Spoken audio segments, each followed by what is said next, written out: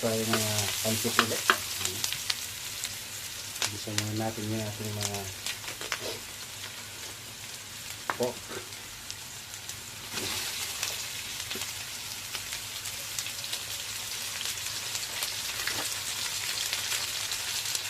Ayan.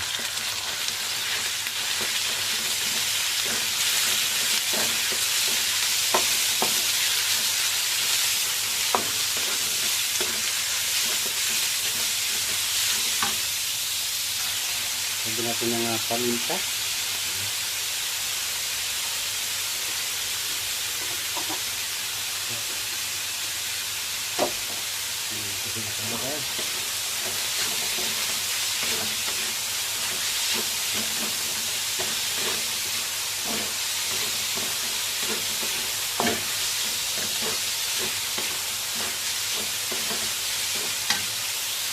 Lagyan natin yung toyo. Tansya na lang. Natin ng oyster sauce. Okay. Okay, lagyan natin yung bean sprout. Ito ako yung bean sprout niya.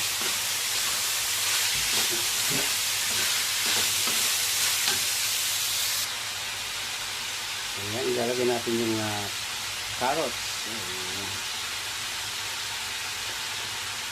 Pati na yung beans natin, bagyo beans.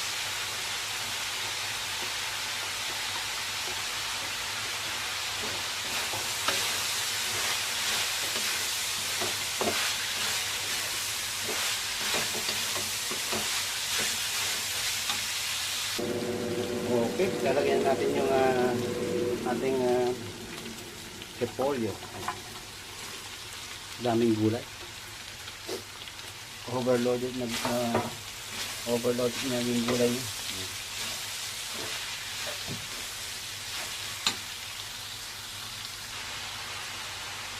Ayan, ito lang yung gulay. So, lalagyan natin sa ito.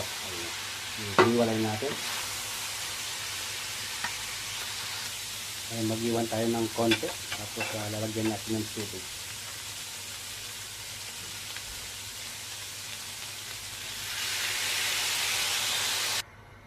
Kanyang karaming tubig. Ayan, kumukulo na. Lalagyan ko na yung aking pancit.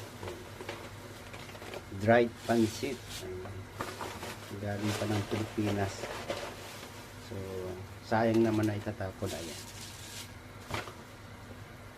Dahil kulang yung pancit, dadagdagan natin ng bihon. Ayan.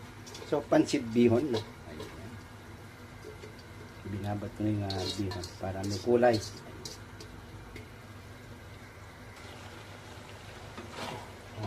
Luto na ang ating pancit na may bihon.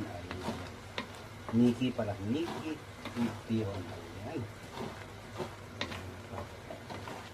I-off ko na yung apoy niya. Pwedeng mawawala ang ating kalamansi, sili, at saka sibuyas na may soy sauce. Ayan. Soy sauce.